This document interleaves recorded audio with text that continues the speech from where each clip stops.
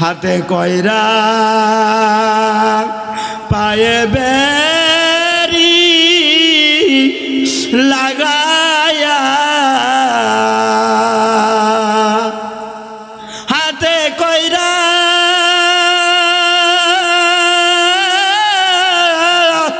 পায়ে বেরি লাগায়া কেমনে দিবা জাহান্নামে ফালায়া কেমনে দিবা জাহান্নামে ফালায়া। আমার আল্লাহ বলেন বান্দা তোমাকে এত নাজ নামত দিলাম বান্দা তুমি দেখেও দেখো না তোমার সামনে তোমার ছোট ভাই এই দুনিয়া থেকে চলে গেছে, তোমার সামনে তোমার দাদা চলে গেছে, তোমার বাবা চলে গেছে, তারপরেও কেন ফিরো না? তুমি কেন ফিরো না? আল্লাহ পাক রব্বুল আলামিন সূরাতুল আসরের মধ্যে আল্লাহ রব্বুল আলামিন সমগ্র মুসলমান জাতিকে সমগ্র বিশ্ববাসীকে কথা মেসেজ দিয়ে দিচ্ছেন। আল্লাহ রাব্বুল আলামিন উনার কসম খাওয়ার কোনো প্রয়োজন হয় না, কারণ ইনি আমাদের, যিনি আমাদের লালন করেছেন, যিনি আমাদের পালন করেছেন, যিনি আমাদের সকল কিছুর মালিক, যিনি আমাদের মালিক, যিনি আমাদের সৃষ্টিকর্তা, যিনি আমাদের রিজিক দাতা, উনি যদি আমাদের ব্যাপারে কোনো কথা বলেন এখানে কসমের কোনো প্রয়োজন আছে? আছে কিনা বলেন? কোনো কসমের প্রয়োজন নাই। তারপরেও গুরুত্ব বোঝানোর জন্য আল্লাহ রাব্বুল আলামিন সূরাতুল আসরের মধ্যে তিনি কসম কে বলতেছেন ওয়াল আসরি, আল্লাহ রাব্বুল আলামিন সময়ের কসম কে বলতেছেন ইন্নাল ইনসানা লাফি খুসর। আল্লাহ রাব্বুল আলামিন বলেছেন সময়ের কসম, নিশ্চয়ই নিশ্চয়ই সকল মানুষ ক্ষতিগ্রস্ত, ইল্লাল্লাযীনা আমানু ওয়া আমিলুস সালিহাত। বলেন সুবহানাল্লাহ। আল্লাহ রাব্বুল আলামিন সমগ্র মানুষ ক্ষতিগ্রস্ত, এই কথা বলার পরে আল্লাহ রাব্বুল আলামিন সমগ্র মানুষ থেকে ভাগ করে নিয়ে আসতেছেন, কিন্তু না না, ওই সমস্ত মানুষ ক্ষতিগ্রস্ত না যারা ঈমানদার। কারা কারা? যারা ঈমানদার তারা ক্ষতিগ্রস্ত নন। ওয়া আমিলুস সালিহাত, এবং তারা ক্ষতিগ্রস্ত না যারা আমলে সলেহ করে। বলেন সুবহানাল্লাহ। আমলে সলেহ কি? ভালো কাজ। কি কাজ বাবা? ভালো কাজ। এখন তো শয়তানে আমাদেরকে ভালো কাজ করতে দেয় না, ওয়াসওয়াসা দেয়। আচ্ছা ফের চলেন যে মসজিদের এখানে সভা, কত বড় বড় সভা যায় না, সময় পায় না। ভিডিও মোবাইলে তো কত সব বড় বড় বক্তার, সিদ্দিকী সাহেবের বয়ান, এরকম কোনো বক্তা নাই তুমি বসে দেখতে পারবে না। শয়তানে ওয়াসওয়াসা দেয়। কি দে বাবা? শয়তানে ওয়াসওয়াসা দেয়। আপনি এই কথা বলেন, আপনি একটা এরকম ভাবে ট্যাপের নিচে, এরকম ট্যাপের থেকে পানি পড়ে, এই ট্যাপের নিচে যদি আপনি কলসি বা বদনি যদি না রাখেন, একটু আড়ালে বা সাইডে রাখেন, এই ট্যাপ থেকে পানি পড়ার পরে এই কলসি বা বদনা কি ভরবে? বাজান ভরবে নাকি? এই যে সরাসরি কথা বুঝা, কথা বলার যে একটা রহমত, একটা বরকত, একটা ফজিলত, এটা কি কখনোই কি আড়াল থেকে শোনার পরে পাওয়া যাবে? কখনো পাওয়া যাবে? কখনোই পাওয়া যায় না। তার উদাহরণ হলো, এটা হলো এমন উদাহরণ যে একটা ট্যাপ থেকে পানি ছাড়লে যেরকম নাকি অন্য জায়গায় রাখলে ওই ট্যাপ থেকে পানি যেমন নিচে পড়ে যাব, ওই রকম যে কাছে না আসবে, ওই দূর থেকে ওয়াজ শুনলে এরকম ফায়দা হবে। তা আমলে সলে, আমাকে আমলে সলে করার জন্য প্রতিবন্ধকতা আমার এই সমাজের মধ্যে অনেক বন্ধুরা রয়েছে। বন্ধুরা রয়েছে কিনা বলেন? আজকে আপনার শ্বাসস্থলে যান, এরকম ভাবে আপনার মাইকের আওয়াজ অনেক যাচ্ছে, কিন্তু সে যুক্তি দেখাইতেছে চলেন যে মসজিদের সভা যাইতে হইব, যেমন আরো বড় বক্তা আসেন। কিন্তু কখন কার কথা আল্লাহ কবুল করে ফেলি, এ কথা আমরা কেউ জানি নাকি বলেন? আল্লাহ পাক রব্বুল আলামিন বলেন ইন্নাল্লাযীনা আমানু ওয়া আমিলুস সালিহাত, কিন্তু তারা ক্ষতিগ্রস্ত না যারা ঈমানদার। আল্লাহ রাব্বুল আলামিন সূরাতুল আসর একটা ছোট্ট একটা সূরা, এই ছোট্ট সূরার মধ্যে আল্লাহ রাব্বুল আলামিন বিশ্ব মুসলমানকে উনি মেসেজ দিয়ে দিচ্ছেন, সমগ্র মানুষ ক্ষতিগ্রস্ত, যারা ইমানদার এবং আমলে সলে করবে তারা ব্যতীত সমগ্র মানুষ ক্ষতিগ্রস্ত। এখন ইমানদার কাকে বলেন?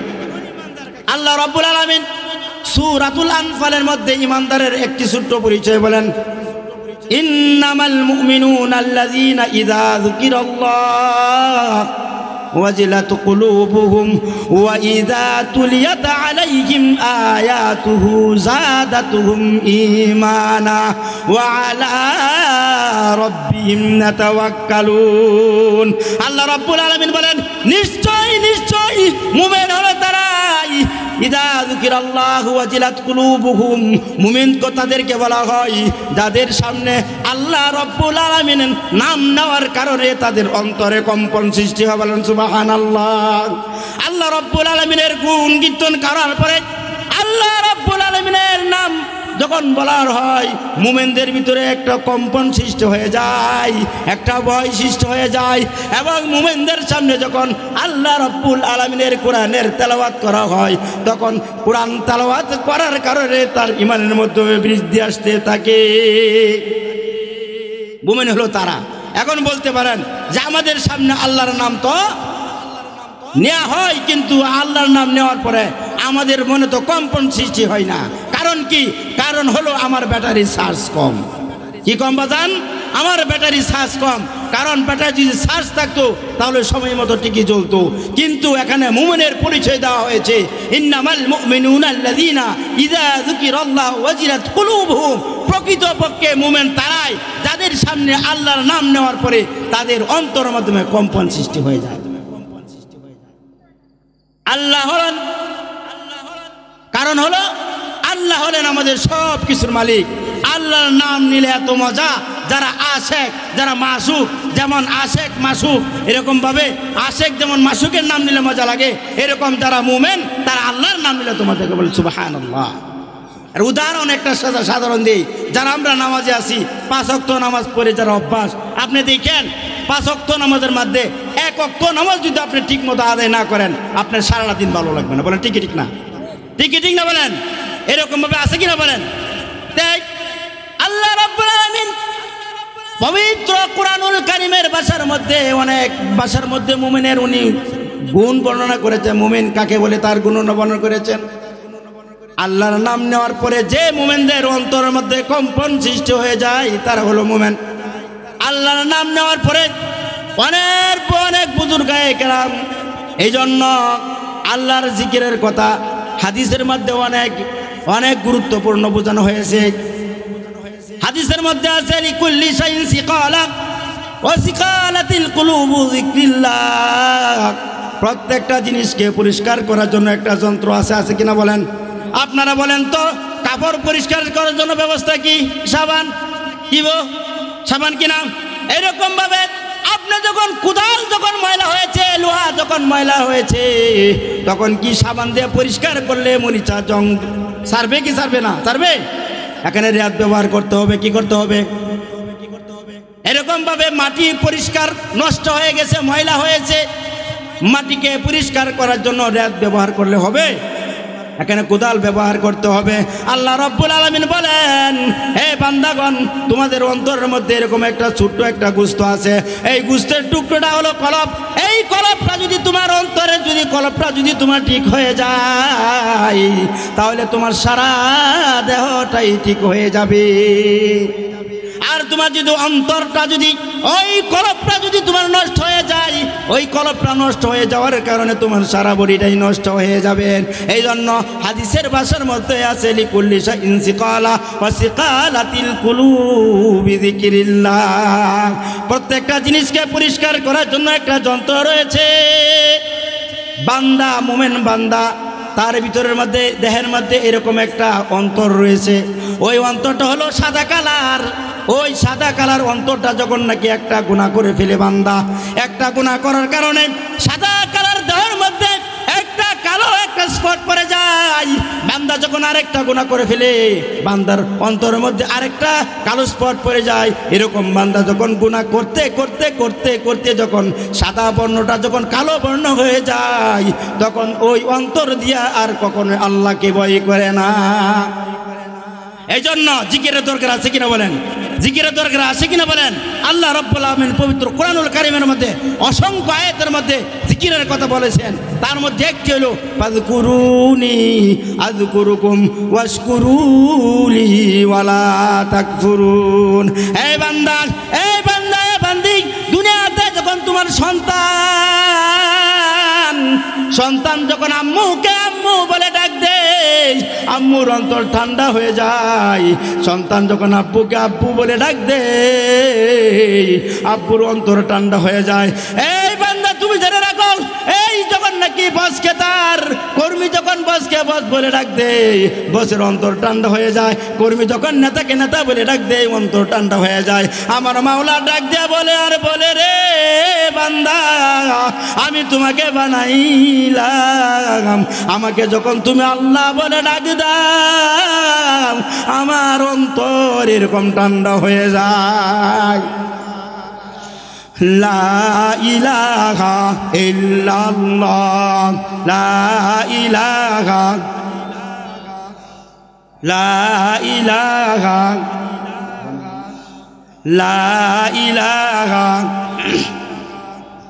লা ইলাহা ইল্লাল্লাহ, লা ইলাহা ইল্লাল্লাহ, লা ইলাহা, লা ইলাহা ইল্লাল্লাহ, লা ইলাহা ইল্লাল্লাহ, লা ইলাহা, লা ইলাহা, লা ইলাহা ইল্লাল্লাহ, লা ইলাহা ইল্লাল্লাহ, লা ইলাহা, লা ইলাহা, লা ইলাহা ইল্লাল্লাহু মুহাম্মাদুর রাসূলুল্লাহ সাল্লাল্লাহু আলাইহি ওয়াসাল্লাম।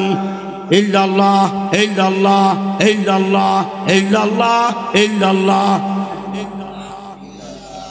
জোরে জোরে জোরে সবাই জিকির করি, মজা লাগবো। ইল্লাল্লাহ ইল্লাল্লাহ ইল্লাল্লাহ ইল্লাল্লাহ ইল্লাল্লাহ ইল্লাল্লাহ।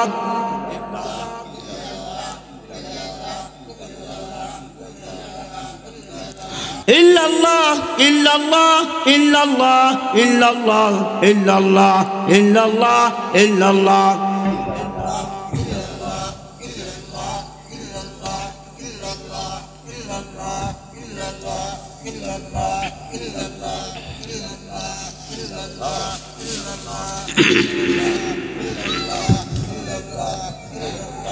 আল্লাহ আল্লাহ আল্লাহ আল্লাহ আল্লাহ আল্লাহ আল্লাহ আল্লাহ আল্লাহ আল্লাহ আল্লাহ আল্লাহ আল্লাহ আল্লাহ আল্লাহ আল্লাহ আল্লাহ আল্লাহ।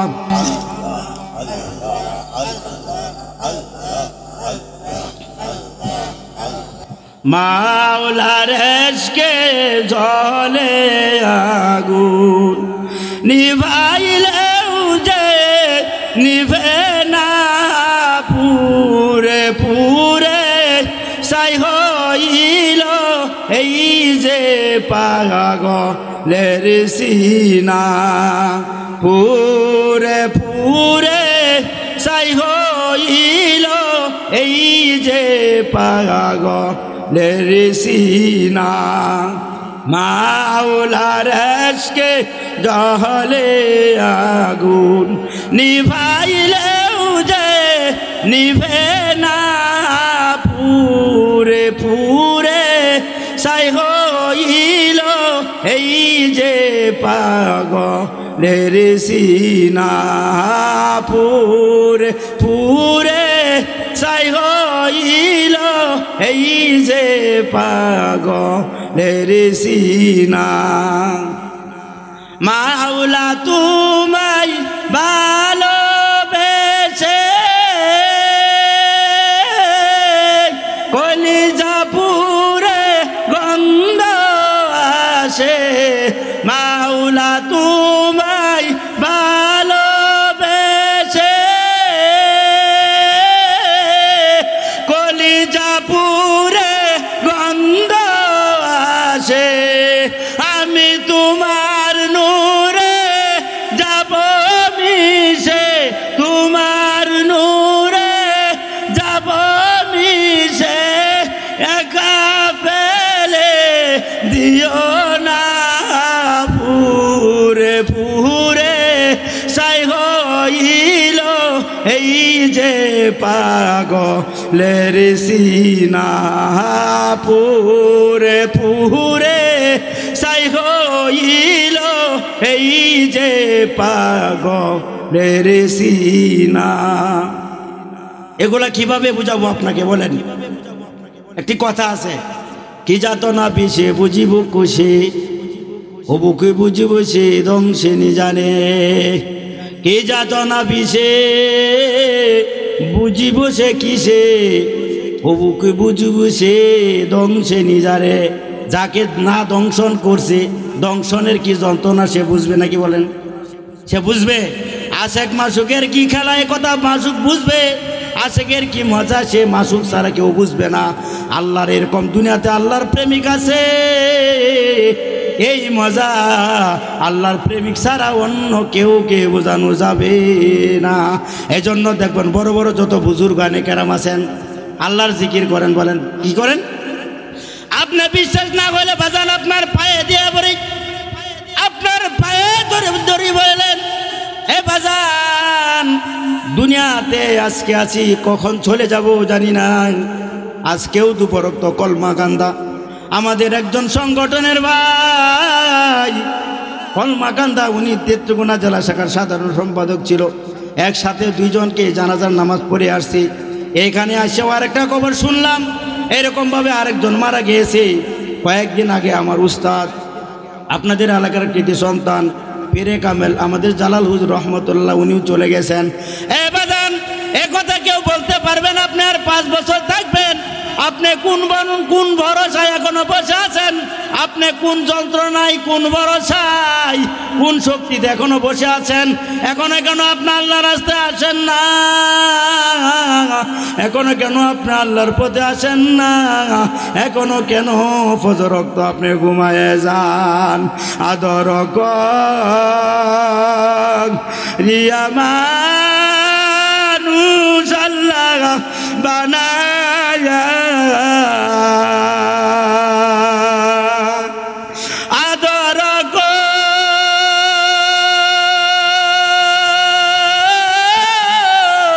রিয়া মানুষ আল্লাহ বানায়া, কেমনে দিবা জাহান্নামে ফালাইয়া। আমার আল্লাহ বলেন, হে বান্দা তোমাকে এত নাজ নেমত দিলাম, তোমার চোখের সামনে তুমি দেখো তোমার বাড়িতে তোমার কুকুর তোমাকে পাহারা দেয়, তুমি তাকে এমন কোনো খাবার দাও নাই, তুমি খাওয়ার পরে তুমি তাকে কাটা এবং তাকে তুমি হাড্ডি দাও। হ্যাঁ বান্দা, সাধারণ খাবার দেওয়ার কারণে ওই কুকুরটা সারা রাত তোমার পাহারা দেয়। এই বান্দা তোমাকে আমি এত সুন্দর করে বানাইলাম, এত নাজ নেমত তোমাকে দিলাম বান্দা, তোমাকে আমি এরকম এই গাভী থেকে এরকম দুধ দিলাম। এই বান্দা তুমি কি চোখে দেখো না? এই গাভীর বাচ্চা যখন কান্না করে বলে মা মা মা দুধ খাবো, গাভী বলে বাচ্চা দুধের জন্য পাগল হইস না, আমাদেরকে পাঠাইছে বান্দার ইবাদত করার জন্য, বান্দার খেদমত করার জন্য। এই গাভী তুমি জানো বান্দা যখন দুধ খায় আল্লাহর ইবাদত করবে আল্লাহ খুশি হইয়া যাইবে। ওরে মানুষ কেমন করে ঘুমাও, কেমন করে নিমুখারামি করো। তোমার 40 বছর বয়স হয়েছে বাজান, কিভাবে আল কাটতে হয় তুমি সব বুঝো। কয় কাটা ধানের মধ্যে, কয় কাটা ক্ষেতের মধ্যে কতটুক সার লাগবে তুমি সব বুঝো। নামাজ পড়তে যে 4টা সূরা লাগে কালিমাটুকু তুমি ভালো করে বুঝো না। তোমাকে আল্লাহ কিসের জন্য লালন করলেন, তোমাকে আল্লাহ কিসের জন্য পালন করলেন, তোমাকে আল্লাহ কিসের জন্য সৃষ্টি করলেন তুমি কি দুনিয়াতে জানো না? এই মাইকলা মাগ বানাইছে টাকার জন্য, ব্যবসা করার জন্য। ফ্যান্ডানুলা ফ্যান্ডেল বানাইছে টাকার জন্য। এরকম ভাবে চেয়ারুলা চেয়ার বানাইছে টাকার জন্য। আমার আপনার আল্লাহ, আমার আপনার মনিব, আমার আপনার আল্লাহ আমাদেরকে বানাইছেন তার ইবাদত করার জন্য। হাতে কয়রা পায়ে বেরি লাগায়া, হাতে কয়রা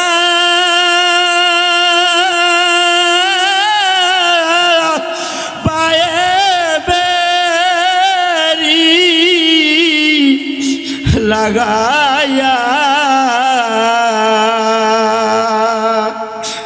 কেমনে দিবা জাহান্নামে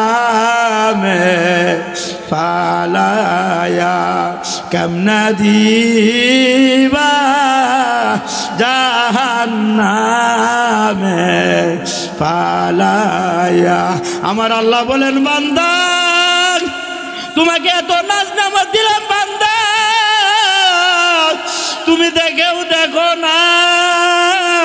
তোমার সামনে তোমার ছোট ভাই এই দুনিয়া থেকে চলে গেছে, তোমার সামনে তোমার দাদা চলে গেছে, তোমার বাবা চলে গেছে, তারপরও কেন ফিরো না? তুমি কেন ফিরো না? এই জন্য সকলে আমরা আল্লাহর পথে আসবো তো ইনশাল্লাহ, নাকি বলেন? সকাল বিকেলে জিকির করবো তো ইনশাল্লাহ। এই জিকির কার জন্য বলেন? জিকির কার জন্য? জিকির কার জন্য? জিকির কোনো মানুষের জন্য না, জিকির কোনো নেতার জন্য না। জিকির করলে কোনো নেতা খুশি হবেন না।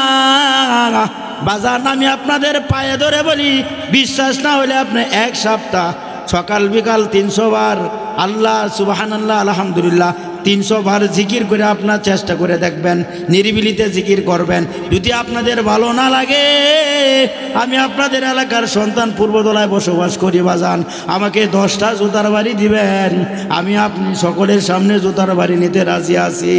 তারপরেও আপনারা 1 সপ্তাহ চেষ্টা করবেন। 1 সপ্তাহ চেষ্টা করার পরে যদি ভালো লাগে আরও জিকির করবেন, কি করবেন না বলেন? ফাযকুরুনি আযকুরুকুম ওয়াশকুরুনি ওয়ালা তাকবুরুন। আমার আল্লাহ বলেন বান্দা, এই বান্দা তুমি যখন আমাকে ডাকো, তুমি যখন আমার কাছে 1 কাপা কয়া সরে বান্দা, আমি তোমার কাছে 10 কাপ অগ্রসর হই। এই জন্য আমরা সকলে আল্লাহর দেওয়া জীবন, আল্লাহর দেওয়া যৌবন, আল্লাহর দেওয়া নাজ দেমত আল্লাহর রাস্তায় ব্যয় করবো তো ইনশাল্লাহ, ব্যয় করবো তো ইনশাল্লাহ, নাকি বলেন? সকলেরই দরজাতে কে ফিরিয়া, সকলেরই দরজাতে কে মাওলা ফিরিয়া,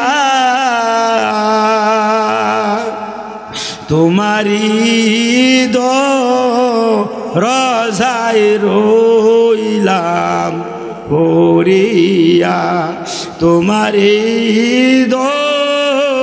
রোজায় রইলাম পড়িয়া। সকলে আমার উস্তাদ জালাল আহমদ রহমতুল্লাহ জন্য দোয়া করবেন।